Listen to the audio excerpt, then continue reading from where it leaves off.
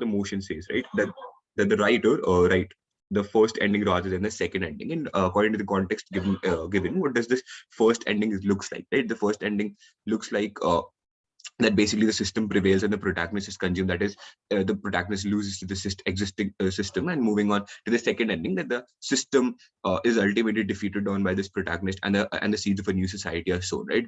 With our characterization and arguments, we'll prove to you that why the first ending is necessary, not just for the writer, but for the society in general, right? First of all, moving to the very first part of the characterization, answering to the question that what is the point of this dystopian fiction, right? Dystopian fiction basically explains the worst depiction of our society, right? What the system can turn out to be if actions are not taken in the status quo, right? What in the future, because these necessary evils which are required for this dystopian fiction to actually turn out true, it already exists in the status quo, right? And how problematic it could become if it prevails, and if it is something which is not trickled down or tackled in the status quo, and how this will look like in the future is something which is explained in this dystopian fiction, right? Factors like totalitarianism, censorship, corruption, no effect to the climate change, brutality, oppression, and ethnic cleansing are some of the existing evils which might turn our society as well into a dystopian society and too problematic in the future as well, right? So when we talk about this, will prove to you that why the very first ending, in which the system is not taken down by the protagonist, is something which brings in with itself a notion of urgency, which is necessary for making a change in the status quo, right? Which is something which we'll proving with our substantial arguments, right? Moving on to what are the writer's incentive in the first place to write this, right? First of all, to create an impact on the readers, right? The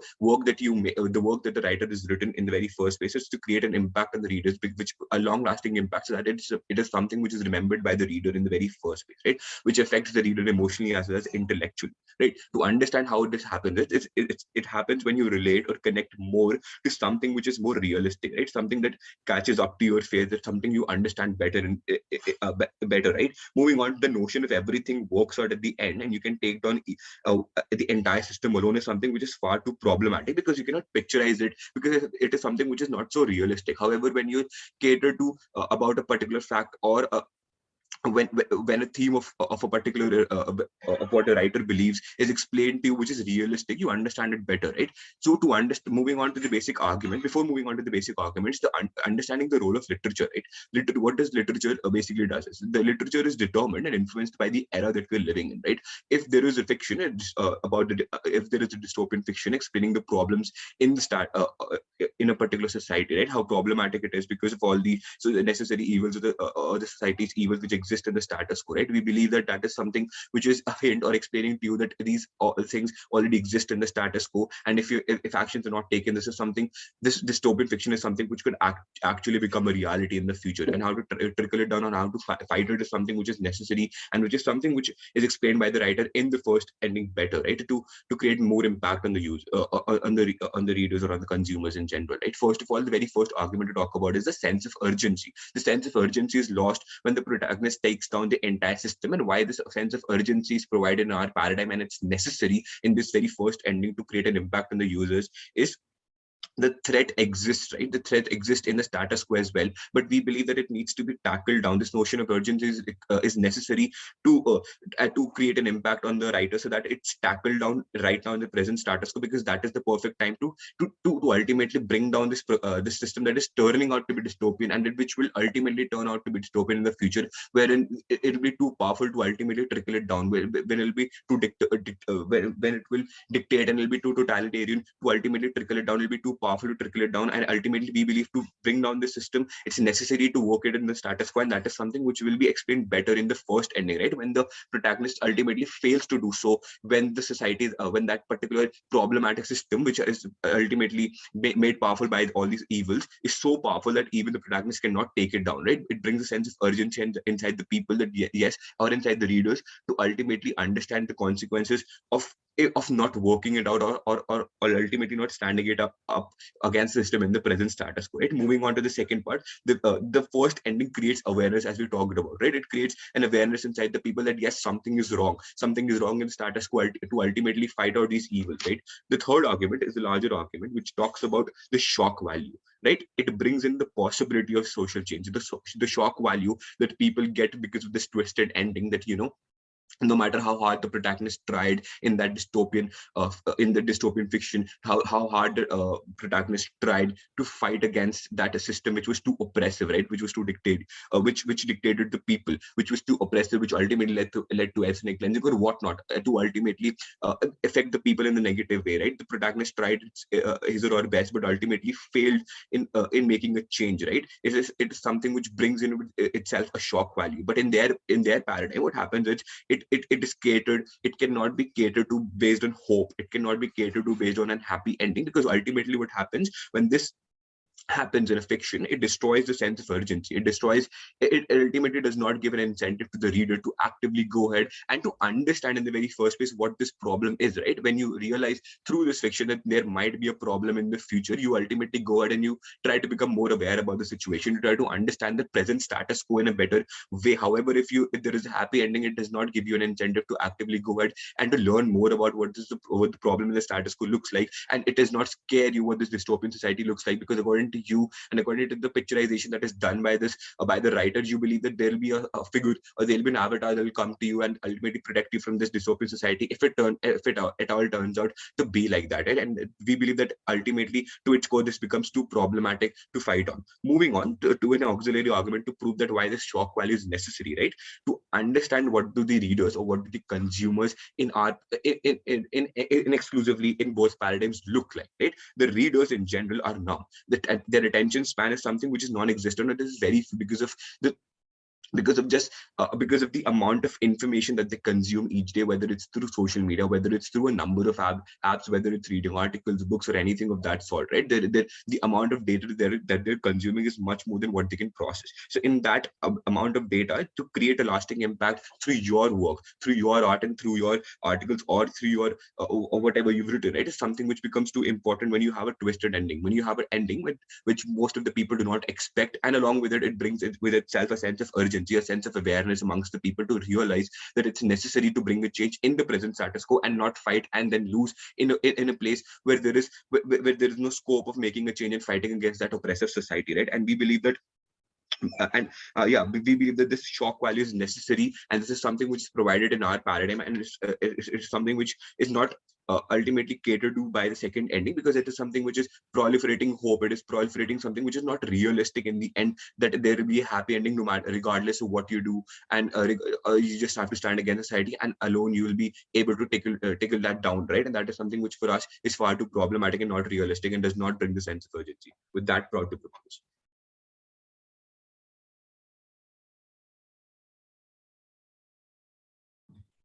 I thank the first affirmative speaker for that speech, and I welcome the first negative speaker to commence the negative bench here.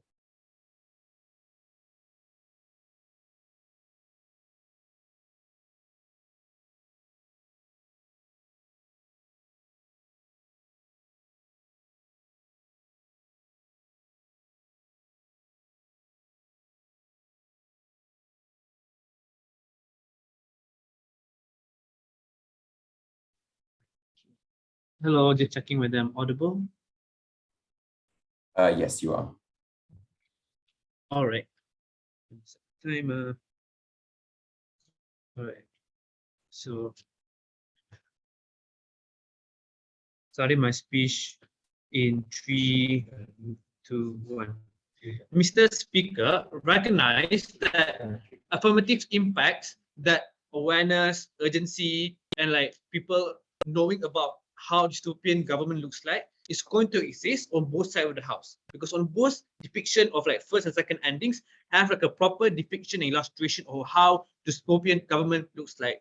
The question in today's debate is what's actually the best mechanism for you to counter this form of dystopian oppressive government, right? Which ending that gives you the most sustainable and the most at least some incentive and capacity for you to enact change. For that reason, we're very proud to oppose. Two arguments in my speech. First, I'm going to engage with the whole urgency awareness that you get under the other side of the house. We're going to prove to you why it's not mutually exclusive. But even if it's mutually exclusive under the other side of the house, what I can also is avoid the mechanism is better on the outside house. But secondly, talking about our second ending, we're going to prove to you why is the best mechanism that provide hopes and incentive for people to enact change. And lastly, we're going to have some impacts on to show to you why our form of like message second ending is better in terms of spreading the message widespread.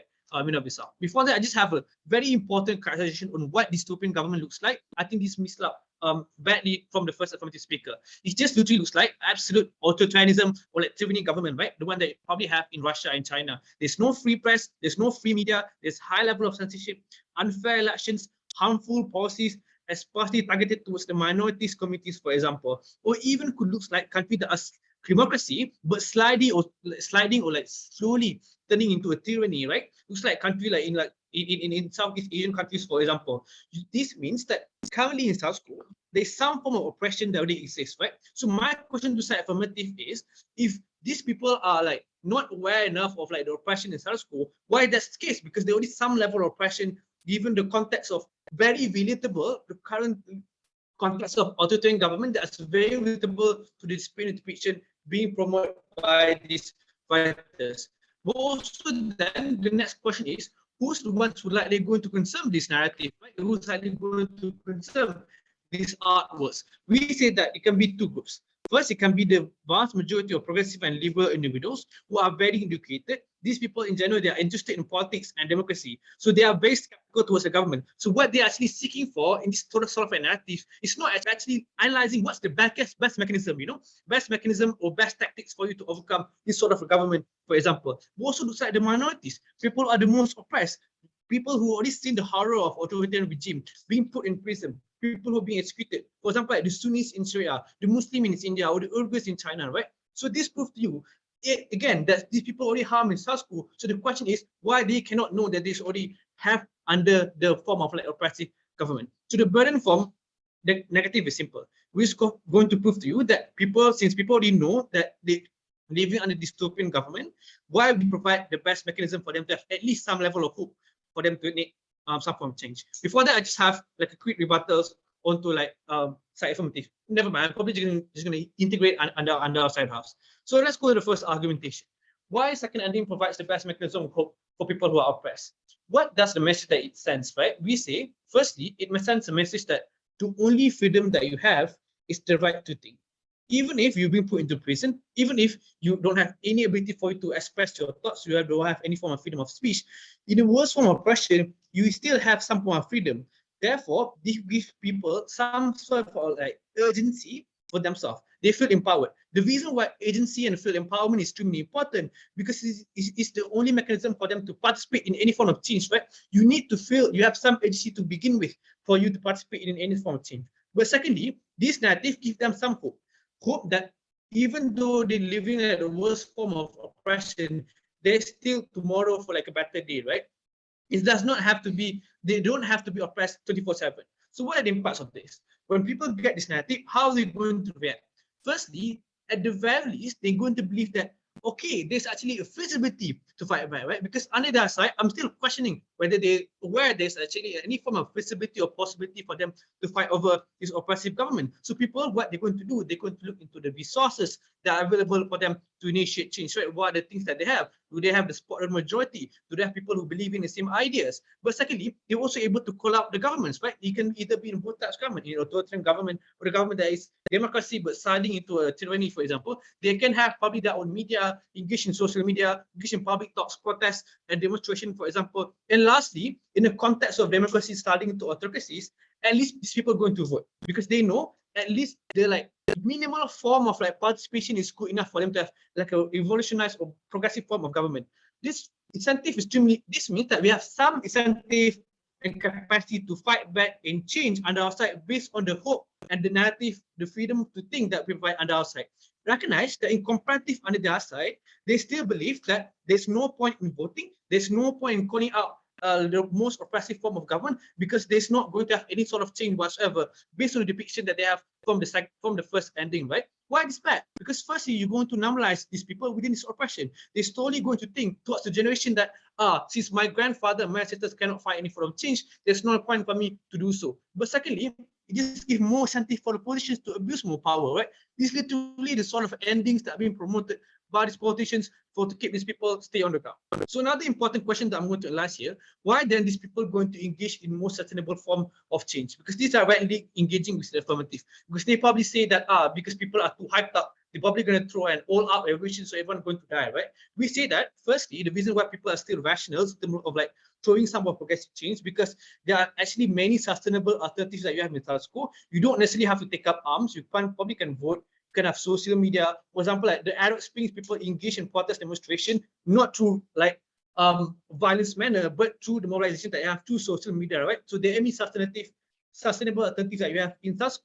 But secondly, we also think that people still have a lot of things to lose. So probably they have still have some care for their family, for their friends, for their communities and so on. We have people that they have value at home. So therefore, they probably not simply die being hype up and throw an all-out revolution, right? This proves to you that only under our side of the house we give some incentive and capacity for them to enact change. Lastly, I'm going to prove to you why we're able to spread this second ending is like the easiest form for you to spread the message widely. We say how the second ending can reach most people is because people in general in society just often just love the idea of hope, the idea of like good ending, right? People prefer not to associate their life or their circumstances with something that is bad, something that is bleak, or like just like a depressed depiction of status quo, right? This looks like the movies that you currently have in status quo, they always have some sort of like good ending, right? Even like the worst form of like oppression, for example, like, I don't know, Shawshank Redemption, right? They always some a possibility for you to get out of that injustice or unfairness. Even like in Marvel movies, you always see some form of like good endings, no matter how powerful the protagonist is going to be. Like even it's let it be Thanos or whoever, there's still some possibility for it to succeed, some possibility for you to live a better life at the end of the day. Mr. Speaker, recognize that until now we don't hear any sort of mechanism from side affirmative on how they can incentivize these people to enact any sort of change. And if they just want to fight for awareness, people already get that, people already oppressed. There's no better world that people can live in, so it's just better for people to fight for change. Very proud.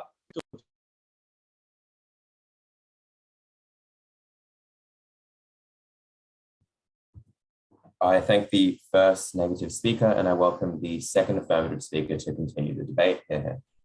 Hi, just give me 10 seconds thinking what to thank you.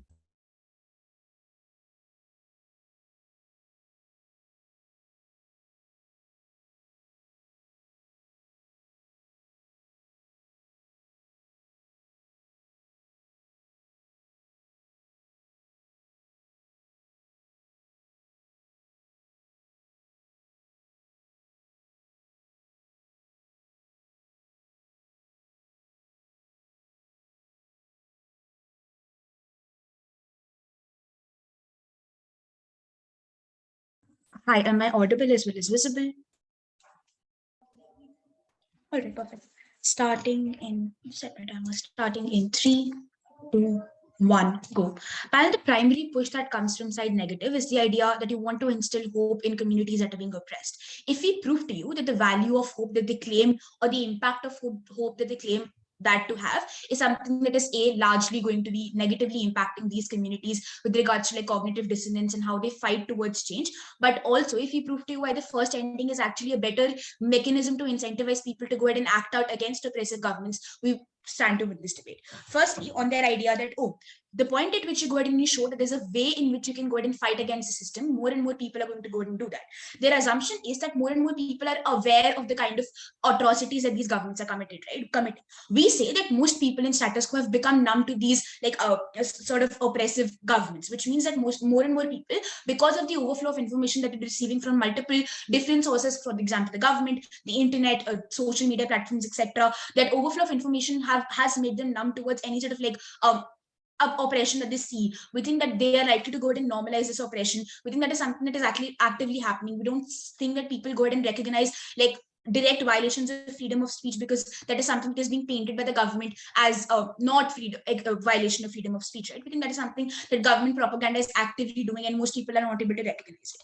At that point in time, people think that action is something that can be, if like you go ahead and you propagate the second ending as a writer, what is the messaging that goes behind this? We think that you're going to go ahead and tell people that the only point at which they're going to be able to act is when the dystopian society has taken over, right? Which means action now is something that becomes very, very important for the creation of the dystopian society to stop, which means that you need people to go ahead and act right now in the most urgent form possible to be able to effectuate any kind of change that negative is talking about.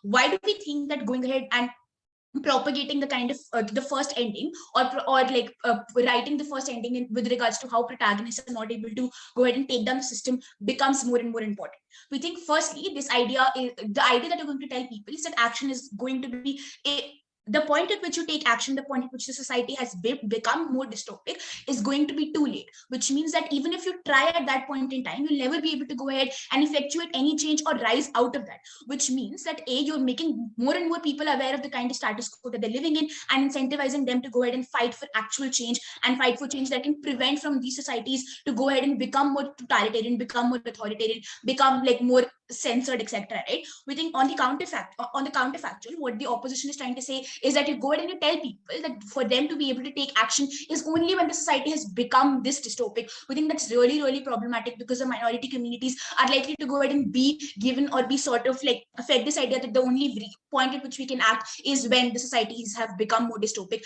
And why is that something that's very, very problematic, and that's something that's not very, very realistic in nature, right? We think firstly, this is going to create cognitive dissonance within the minds of communities, within the minds of specifically minority communities, because when they see that this book is going ahead and propagating actual change or propagating change only brought about by one person, and they don't see it effectuating in status quo, they're likely to go ahead and believe that their efforts have no meaning, which means that which means that if you tell them that if they act now, there's likelihood that you can change this, as opposed to when the society has become this bad, and then they put in those efforts and no change happens, which means that you make them believe that if they put this effort, then change can happen, and no change happen because the society has become this dystopic. We think they're likely to lose that very hope and likely to not act, and therefore significantly harmed in their side of the house. But more importantly, we think that their idea of hope in and of itself is something that more and more people are not going to be able to buy, because we think that shock value is something that is very, very important for people to or to like go ahead and purchase these books or to go ahead and read these books in the first place, which means that for literature to gain that sort of traction or to gain that sort of controversy, you need to have endings that is starkly different from what you see within markets, which means that markets now are extremely saturated with happy endings or with underdog stories. We think the problem with that is people are less likely to go ahead and opt into these books which show the actual depiction of how dystopic the society can get, the point at which you don't act right now. We think you have to, for this writer to be benefited, or for society at large to be benefited, this sort of dystopian literature needs to be promoted.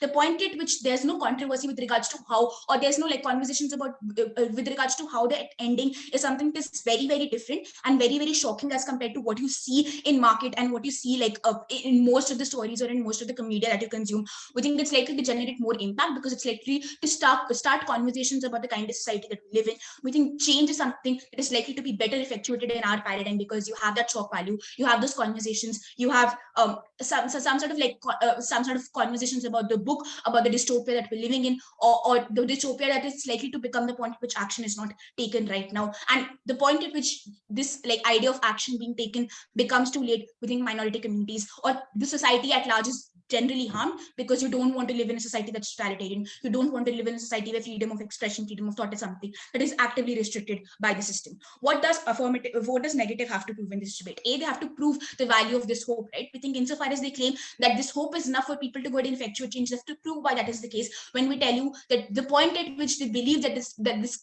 something can be done, it is going to be too late. We think action needs to be taken right now. But more importantly, on the idea of on their idea of, consumers are going to buy because they buy these books because they want more happy endings, they want like some sort of like satisfying ending. We think the point at which you have dissatisfaction with literature, which means the point at which you're not given what you're expected to have from that particular book, which means that when I'm reading a dystopian fiction, the status quo is painted, or like the trends that I've seen in my life are the ones that tell me, there's going to be a happy ending at the end of this, there's going to be some sort of revolution or some sort of like change that is going to happen. The point at which I'm not given that satisfaction, the point at which I'm told in that book that, this is not something that is likely to happen, this is something that is not happening when the society has become this bad. We think you're creating shock value, which means people are able to retain that ending more and more, right? Which means they're able to ponder upon, this could happen, and even if I take charge and even if I fight at that point in time, nothing is going to happen if I don't act right now. We think that is something that becomes very, very important within the context of this debate as to what shock value does to people and what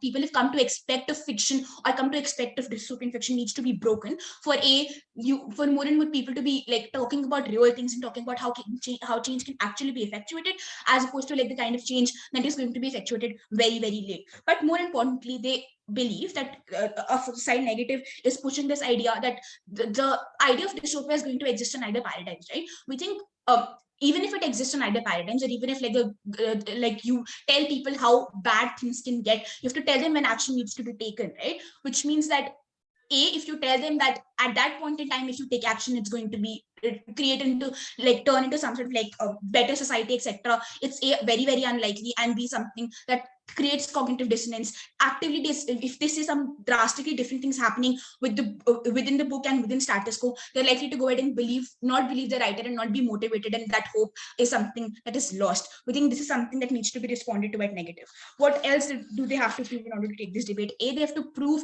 why people are going to go ahead and buy these books, the point at which they're given what they expect to have from these books. Why are these books going to go ahead and stay with them? But secondly, they have to prove why people have incentive to recognize the kind of like society that we live in. We think more and more people have become numb to those atrocities, don't recognize what the government or what the system is doing to them. We think governments are going ahead and masking oppression of freedom of speech or freedom of thought by like using government propagandas, etc. We think all of these needs to be responded to at negative. Very, very proud to propose. I thank the second affirmative speaker, and I welcome the second negative speaker to continue this debate.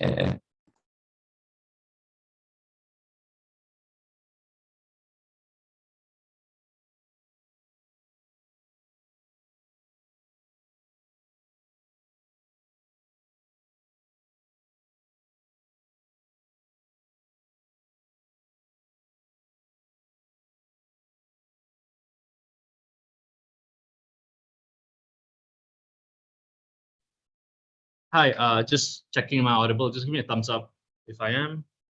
All right, thanks.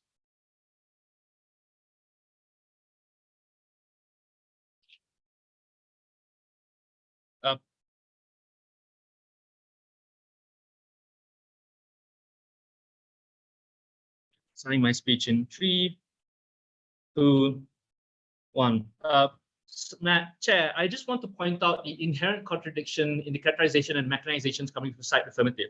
They say that the only way for you to be able to propagate the ideas of a dystopian future is by showing a shock value or showing the details of oppression and a bad ending, and therefore you're able to shock people into submission. But notice in the same speech and in the same case as well, they say that oppression and the depictions of oppression is already saturated within social media, and therefore like we're unlikely to be able to like propagate the ideas and the images of what a dystopian future would look like. Insofar as they're unable to deal with the contradictory characterization in both their cases, I think they lose their case the moment in which they're unable to mechanize how exactly they're able to propagate the works of fiction that we want to talk about in either endings, right? But we say then, like there are two important issues in my speech. Firstly, who's likely to incentivize people to change, but even if you don't incentivize, why hope then is a great mechanism in order for you to cope. In instances where change cannot happen, secondly, is also in terms of general acceptance. Why this specific ending is more likely than to be accepted within general society, and therefore the ideas of what dystopian future might look like is something that's accepted within society and is consumed within the rest of society.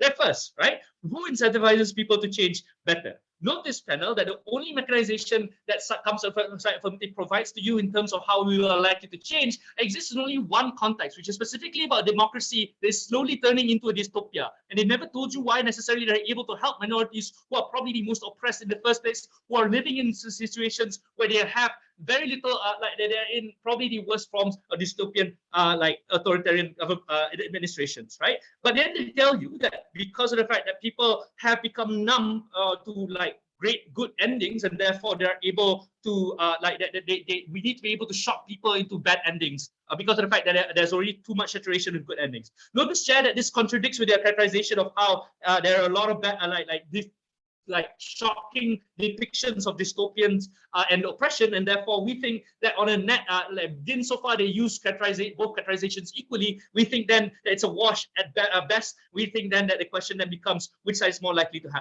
incentivize people. So what is the material that we provide to you, right? We provided to you in Imran's speech that hope is the ability for you to be able to change people when you fight, right? Or when you have hope in order to change the systems that you're currently under in. Well, I'd like to add upon that, right? Few reasons. Firstly, in the way of how people act act, right, and the way that people do things is when they're able to visualize an ending, or when they're able to visualize what can happen if they try to fight things, right? For example, in a second ending, where they're able to see and visualize oppressors being punished, or the systems that have so long and have so that oppressed them for so long is the one that is being burnt down.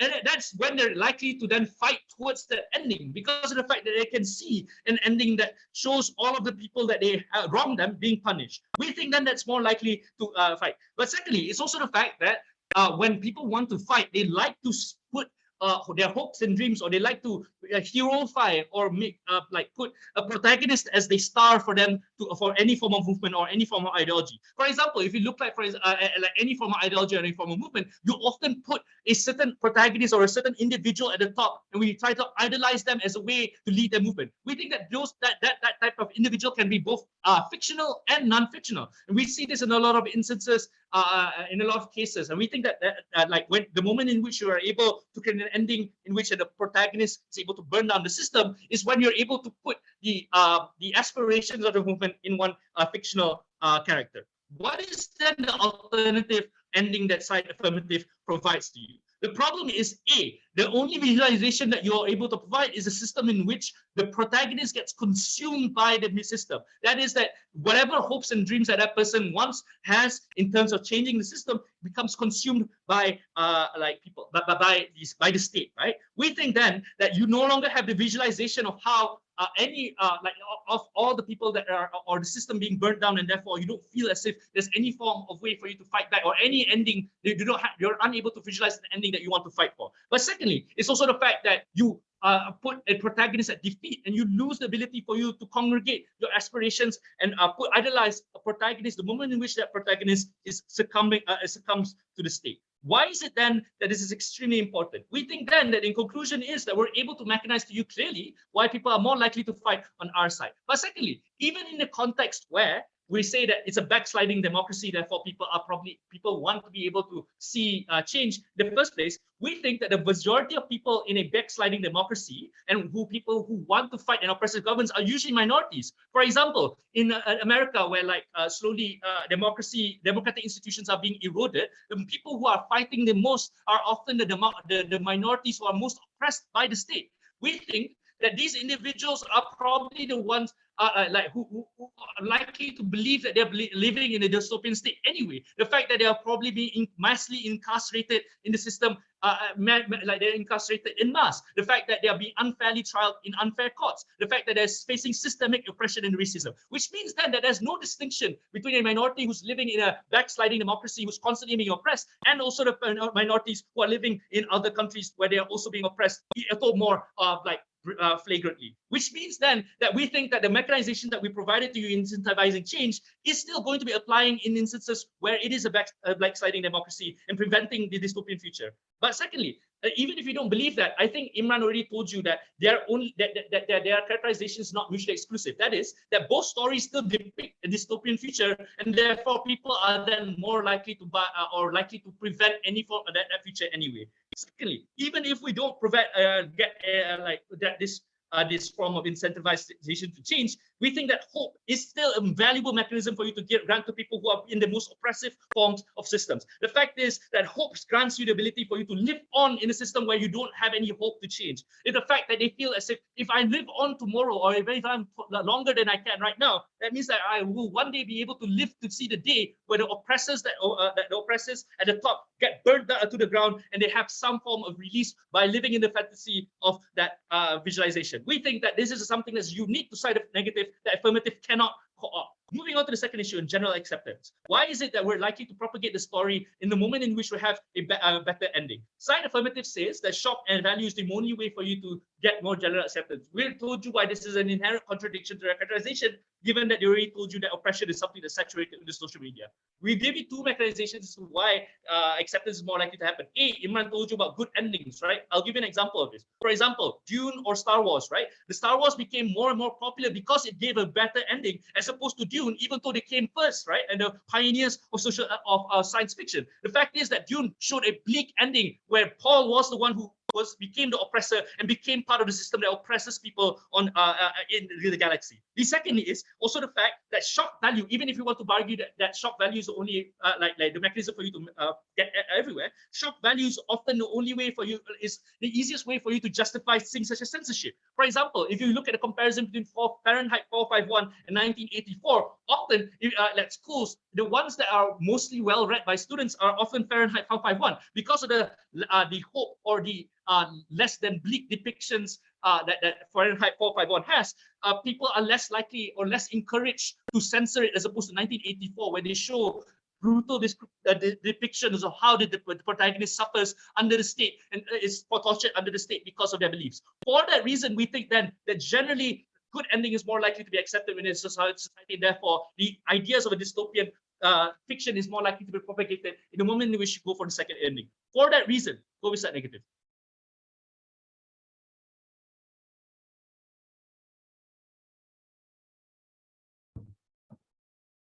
I thank the second negative speaker for that speech, and I welcome the third affirmative speaker to conclude the substantive part of the affirmative case. Hi, I'll be starting in a couple seconds. Thanks.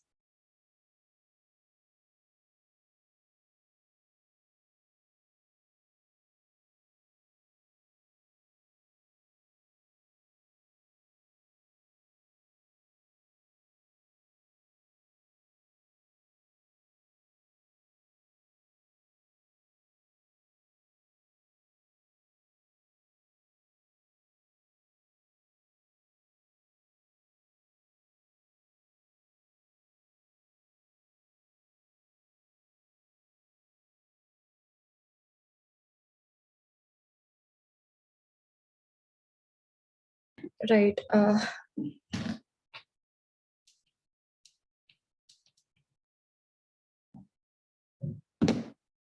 Pranjal, please take care of the timer. Hoping I'm perfectly audible as well as visible.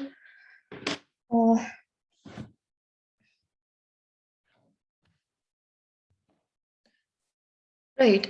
Starting my speech in 3, 2, 1. Panel, let's look at a situation, right? I, as a reader, go ahead and read a book, right? So if the book, let's say, has the first type of ending, right? That is to say the quote unquote dystopian ending. So what would I feel after that? It would probably be like a majority of negative emotions, right? I would feel the sort of urgency. I would feel the sort of like the loss of maybe losing a loved one because I connected to the protagonist so much. And then at the end, I realized that the protagonist was not powerful enough to go ahead and to kill off the big brother or to sort of like bring down the entire system at its like at its strongest point, right? That is what I would come to accept. And at that point in time, I would go ahead and think that there exists this sort of urgency that we as a society need to take action now before things become that dystopian, before our society, our governments, which still have some sort of like accountability to us, do not like convert into that sort of a totalitarian government who absolutely have no accountability to any person and assume direct control over their population, right? That is something that I would feel if I were to read the book with the first type of ending. Now, with the second type of ending, what I would feel like basically when the protagonist goes ahead and this sort of this government, this regime, which was essentially undefeatable, but somehow through the power of love, the protagonist went ahead and defeated this government, right? I would think, well, damn, that's crazy. Now let's go back to scrolling on Instagram reels because my country has banned TikTok for some bullshit reason that they made up, right? Because they do not, because we are already living in a society that is progressing very swiftly towards the type of dystopia that is being portrayed in these novels, right?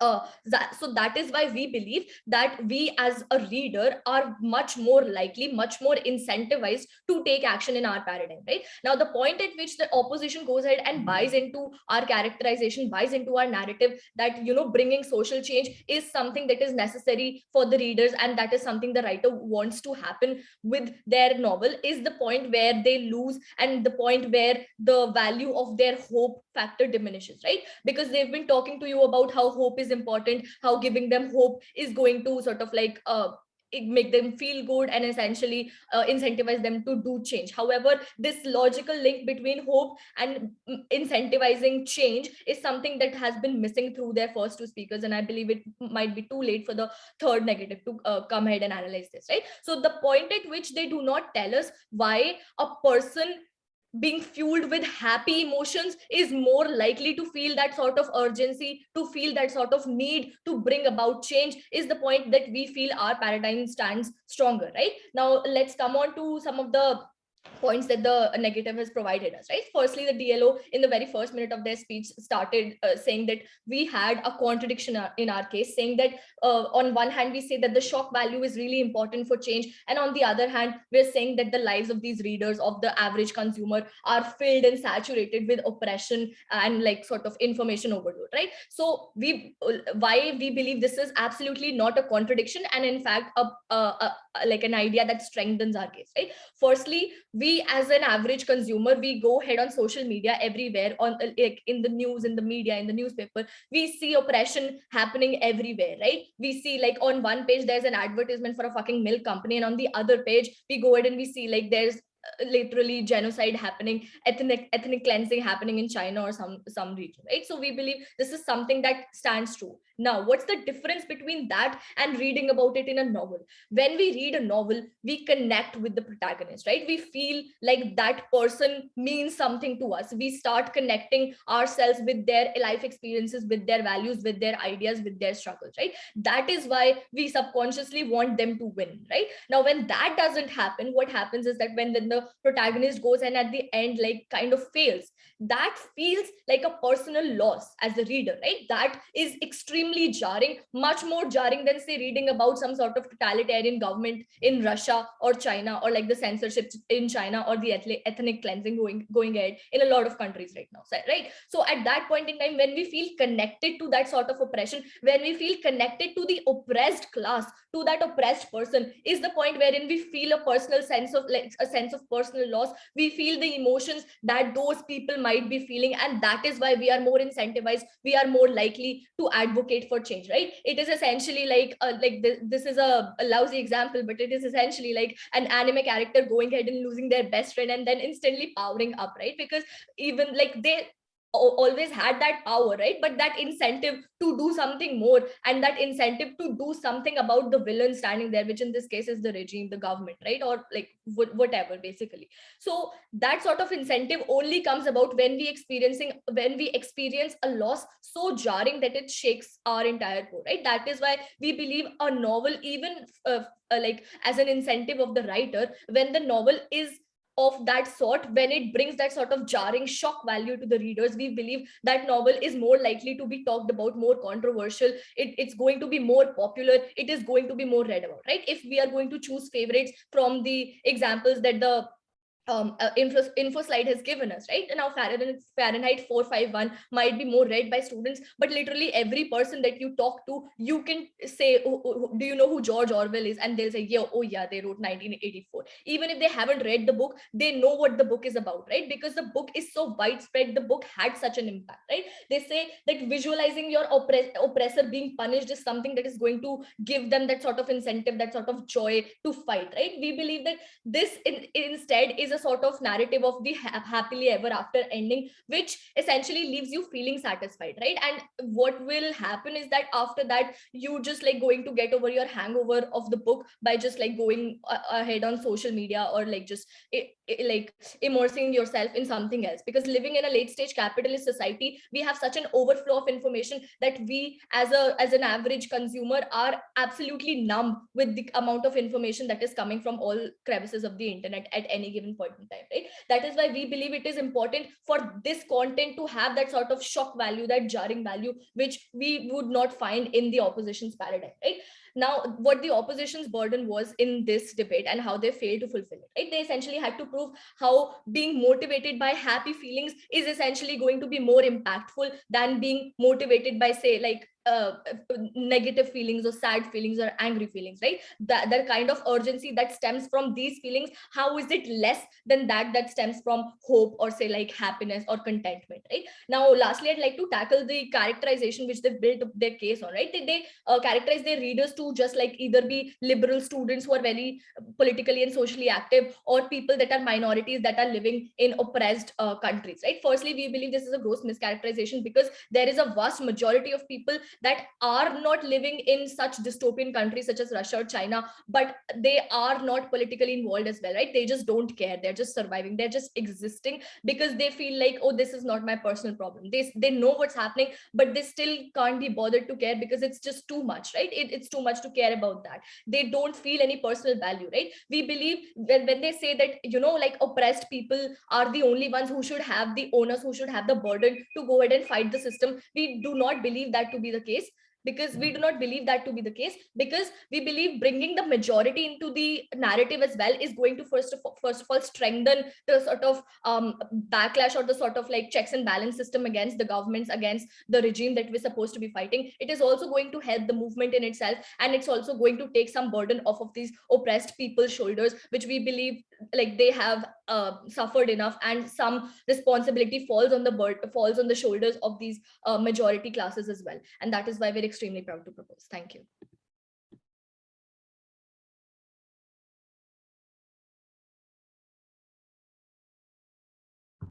I thank the speaker for that speech, and I welcome the third negative speaker to conclude the substantive portion of this debate. Here.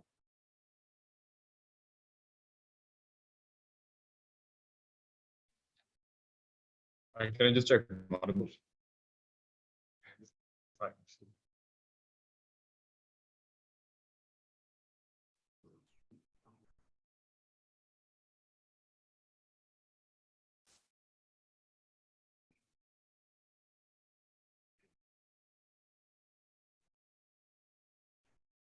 Spring happened because there was a hope for change, that people can effect some form of change in those countries. The overthrow of Gaddafi and people like Umar al-Bashir happened because there was a probability of success and a hope for change, which incentivized them in making that form of change in the first place. This is present in Negative's world and absent within the entirety of the three speeches in the Affirmative's world. Understand this, panel, that the probability of success incentivizes and creates a motivation and hope for individuals to push against oppressive governments, for individuals to effect some form of change within their governments, because this probability of success determines whether or not they should actually go to the ballot box and vote, determines whether or not they actually should protest and demonstrate on the streets. But even in absence of this like probability of success, as long as you're able to show that some form of change is able to happen, that means that there's some form of incentive that exists, and that creates a better world for. So there are two issues in this speech. Firstly, whether this second ending generates more effective change, and secondly, even if it doesn't lead to substantial amounts of change, why slow growth and hope is still important for these individuals. So firstly, whether this second ending generates more effective change. And I want to first note here, there exist two types of countries, right? One is total full-blown autocracies that have like very high, I guess, propaganda levels and like media censorship, which means that change isn't able to like be that effective, but I'll still prove to you why change can still be quite effective, even if it's still minimal in nature, and that still shows some form of like change in the first place, which is again our worst case scenario. And secondly, democracies which are slowly sliding into autocracies are morphing into autocracies because there's no efforts at changing or no incentive to change the status quo in those instances in the first place. And that is the world that Affirmative had to defend but didn't like choose to do so, which hurts your case. So I'll prove to you why we still win on both types of countries. So first issue, whether this second ending generates more effective change. The first, like they make a lot of problematic claims under this issue, right? The first thing they say is that, oh, you're able to relate or connect more to realistic depictions, and there's a sense of urgency created. The problem here is this ignores the response that both Arsyad and Imran told you, which is that you are able to see, and people are just not like blur or not like blindsided completely by propaganda, right? Because you as an individual or citizen living in the country, especially as minority, you experience these visceral harms and you see this visceral imagery all around you. For example, the police brutality and police crackdown, or extreme levels of oppression in the first place, or even things such as silencing any form of dissent, you're able to viscerally see this. No matter how much levels or control that government has or propaganda the government puts to you, because you're still able to see this viscerally and experience these visceral harms because it's directly affecting you as an individual. Surely there might be some media control that props up different narratives, but it can still weigh.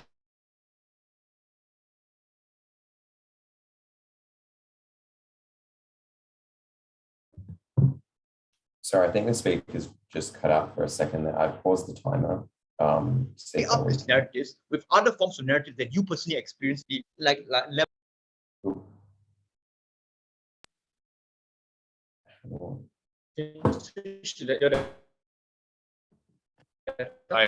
Yeah. Sorry. Switch to that the source. Can you tell us what time you? Sorry. You were around 3:05 when I stopped my timer. 3:05. Okay. Did it like cut out? Yeah, it cut out almost completely. You just finished responding to the argument. Sorry, you're I think still in the process of perhaps responding to the argument about urgency, if that's an indicator of where you were before you got cut off. Right. Okay. Testing. Is it okay now? Yeah, all good now. Right. It's good. 3:05, right? Okay. I'm resuming my speech in 3, 2, 1. So that's why the comparative under our side is far better in terms of sense of urgency. Because under our side, you have individuals like Martin Luther King and people like Malcolm X who have utilized and consumed books and works of art in which there's a narrative that perpetuates, for example, a change to the current system of oppression. That's why they were able to use this and adapt and improve it and integrate their own narratives with these type of books, with this kind of narrative of the second ending to revolutionize change and lead the civil rights movement. Because these individuals who built their cult of personality on these forms of narratives were able to galvanize this form of change and were able to use these existing narratives from these books in order to make some form of change happen. That's why you get better forms and individuals of cult of personality on our side. You have more inspirational figures, and these individuals in themselves create, in fact, better change as a whole. That's why you get better forms of narratives, but these narratives are also able to create and prop up people who have cults of personalities to become grassroots leaders of this change, but also use these narratives to push for change, and people revolve around them first. The second claim that they say is that, oh, it's too powerful to trickle it down when society ultimately fails to prevent this form of powerful government to effect any form of change. I think the problem here is that under their side, again, there's no hope, and this no hope looks like the first ending in which the process and mechanisms that the protagonist tried to use eventually fail. Because this storybook is eventually going to show to you that this protagonist has went through many trials and revelations, but the mechanisms that he used or the process that he went through and the forms of which he used to try and affect change did not happen or failed in the first place. And this failure affects the probability of success that people rely on to be motivated and rely on to be incentivized to change in the first place. That's why individuals in some societies, some countries, where it's very where it's a democracy sliding in autocracy or where it's a complete autocracy, choose to not even vote, choose to not even protest. That's why they don't attend and they don't vote at the ballot box, because they feel like there's no hope, there's no point for me to change, because the government is just not going to change. And this is based on the probability of success which is inspired from the types of narratives that they get. So the probability of success in their world is extremely low, which in turn disincentivizes individuals to affect any form of change because the mechanism and the tactics that the protagonists used didn't work. Thirdly, in terms of the shock value, and I think again this shock value claim is very symmetric, and in fact is better under our side of the house, because the shock value that you already experience is the viscerality of the harm that you as an individual experience or you as a community experience when you're getting shot with tear gas or actually getting shot when you protest and demonstrate, which again affects your capacity. But secondly, notice how it's far demotivating under the side of the house, because the hope only comes, therefore, from the shock value, and the better hope comes from shock value that you as an individual realize in the first place. Lastly, in terms of the fact that you become too numb to it and there's an overflow of propaganda. I think, again, as we told you, people are not that blurred and clueless as to what F wants you to think. You can see the visceral harms of police crackdown and violent means of oppression in the first place. So all of that means we conclusively win on the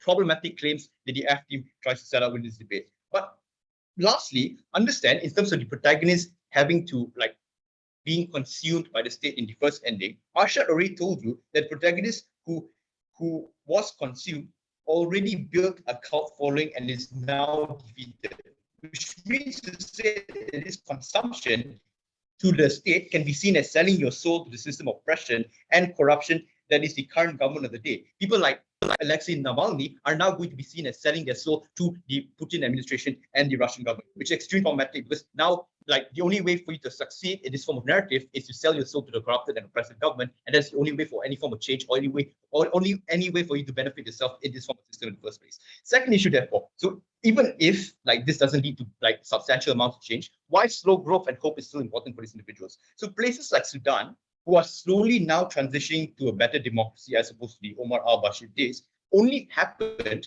because they believed in the system of change to combat and counter these oppressive systems. But it's also things such as the al-Bashir days, Omar al-Bashir days, where there's now a transitional council and where it's now involving civilians and having civilians in the cabinet as well. All this came from pressuring these governments, which looks like call-outs, which looks like these governments not being able to handle the insanely amounts of protests and demonstrations occurring, which means that they have to at least bow down to some form of demands and pander a bit. So which means to say that even in a worst case scenario, you still get some form of minimal change, because it's things such as media spotlight internationally as well, which leads to things such as you calling out flawed elections, things such as you calling out the corruption and oppressive systems and bullshit policies that are in place, which allows for an incentive both internationally for the government to change, but secondly, it's also the incentive for them to change based on them not being able to fully handle all the protests and demonstrations that are put towards the government. I'm proud to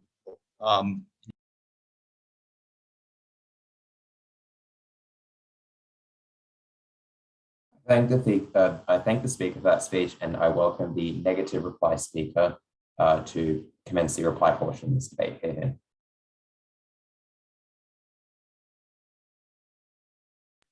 Yep, 1 second.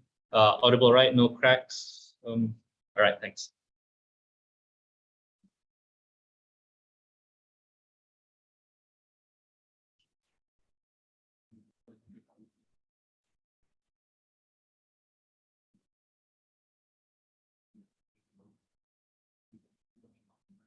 Starting my speech in 3, 2, 1.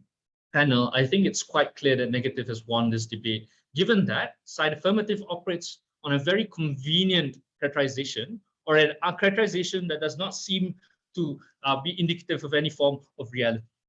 I think they fail to answer two primary questions, which is firstly, why is that their only way of spreading awareness or urgency is through a bad ending, when the literal story of both works are still going to be dystopic futures, and therefore both sides or people who either consume the good ending or bad ending will still be able to feel the viscerality of an oppressive government. But secondly, why is it then that the only way for you to force people into acting is in a world where you know is through the where depicting visualizing them a world where the protagonist loses, or there is no form of hope or change towards changing any form of oppressive governments. The first question that I have to ask in this debate is, who is likely to consume this sort of media? We told you, I think there was no characterization that was brought by affirmative. Well, we provided to you that A is probably going to be the ones who are probably wanting to stand up against government or looking to become more and more informed about the dystopic future, or the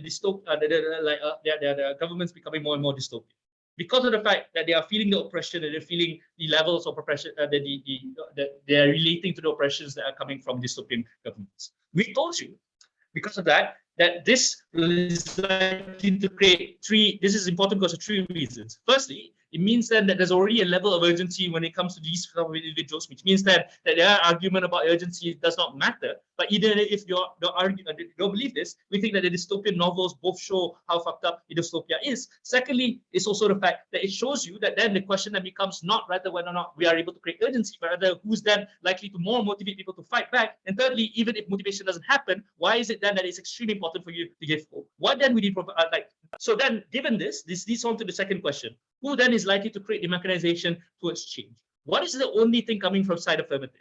The only mechanization towards this winning this issue, this side affirmative provides is that, oh, shock value means that people are likely to force people into fighting the dystopia. Firstly, notice that there's already a contradiction to the characterization when they told you that, oh, well, oppression and a lot of like harmful depictions or like of suffering are already being saturated within social media, and therefore like people want to see. Do you think then that because of this contradiction characterization, their mechanization doesn't really make sense? What is that then contrasted to? We told you that humans need to be able to visualize what ending they want.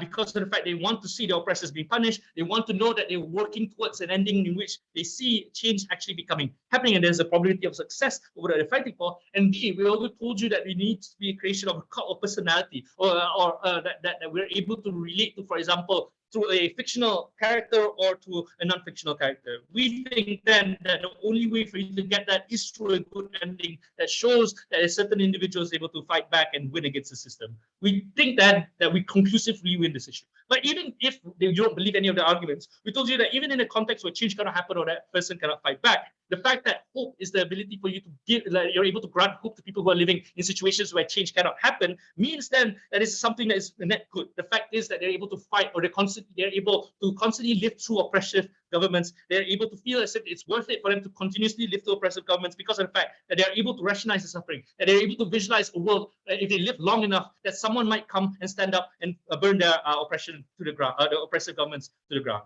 Third issue that, given that, we conclusively win this issue. Last issue on general acceptance. They try to tell you that the only way for you to get general acceptance of the story is through shock value. We give you two mechanizations where this is not true. We told you that people are likely to more to want good endings because in giving realistic examples such as during the Star Wars. Secondly, about how shock value is often the reasoning for people to justify censorship of certain materials because of the viscerality of their stories. For that reason, we think that we win this debate. Go with side negative. I thank the negative reply speaker for that speech, and I welcome affirmative reply to conclude today's debate. Here. Hi, am I audible as well? Visible? Yes. Thank you. Starting in 3, 2, 1, go.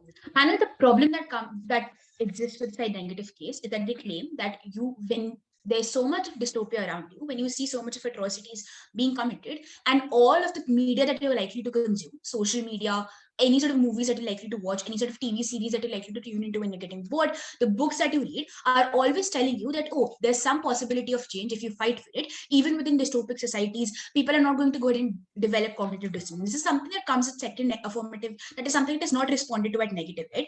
We think that this cognitive dissonance that are likely to propagate as a writer is going to go ahead and diminish that hope, right? Which means that when people see that they're constantly fighting, but nothing is happening, even when in the movies or in the media structures, you see something happening, we think people are likely to lose out on hope and therefore never fight, and therefore like discontinue the fight in and of itself, right? We think that is something that becomes very important and ties back to the idea of shock value. We think the media or like the space is getting very, very saturated with happy endings or with endings that ultimately lead to the winning of the protagonist, right? We think what it does is it gives people what they want. We think that is significantly bad, because for people to go ahead and like understand what is going on in status quo, or to recognize government tactics as to what is happening with regards to censorship, with regards to like restriction of freedom of thought, restriction of freedom of expression, or like moving towards totalitarian governments. We think that recognition is something that comes at the point at which you don't go ahead and give individuals that satisfaction. You go ahead and instill that shock value. We think that shock value has importance because you're able to go ahead and tell people what like the world will become, the point at which no action is taken, and in that world, even if you then take action, it's going to result into nothing, which means that urgency is something that is now. You have to act now, as opposed to when things become significantly bad for you, right? But even with regards to like what happens to minorities, we think we talked to you about how that's actually pushing them to go ahead and fight for more change, because you don't want the situation to become so worse that no action is going to result into any consequence. We think that is something that we argue on, and what we think that is like something that is not responded to, right? But more importantly, their claim is that you have hope and therefore you're likely to fight. We tell you that that hope results like it results into no sort of change in narrative, no sort of conversations around that idea. Even if the portrayal is something that dystopic, we needed to be more visceral. We needed to show people what reality can look like, the point at which action is not taken. We don't think that it can happen in their paradigm. We don't think that people go ahead and recognize what it can do to you, the point at which they've become numb to oppression. They've become numb to the kind of tactics that authoritarian governments or democracies moving to authoritarianism are using to go ahead and curb their expression. I think that is something that becomes very, very important and something that they don't respond to, right? But more importantly, their idea is, oh, there's going to be censorship on if you're becoming more visceral.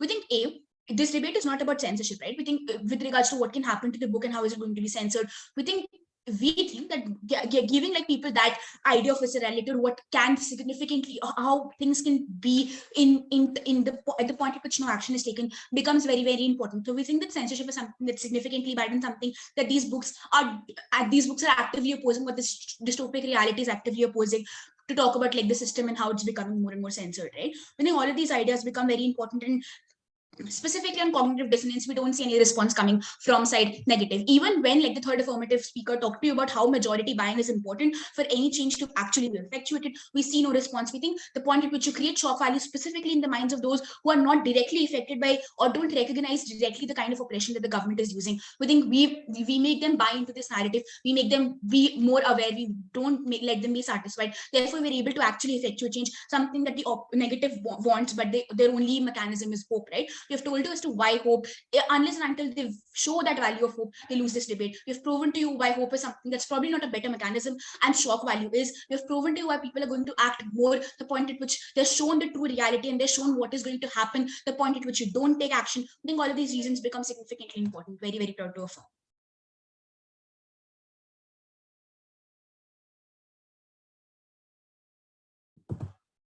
All right. Thank you, everybody, for what was a wonderful debate. And once again, congratulations to both teams on progressing to this stage of the competition. What's going to happen now is that we're going to have a deliberation amongst the judges, and then we'll be announcing results in the separate Zoom that has now been sent to the Discord once our deliberation is complete.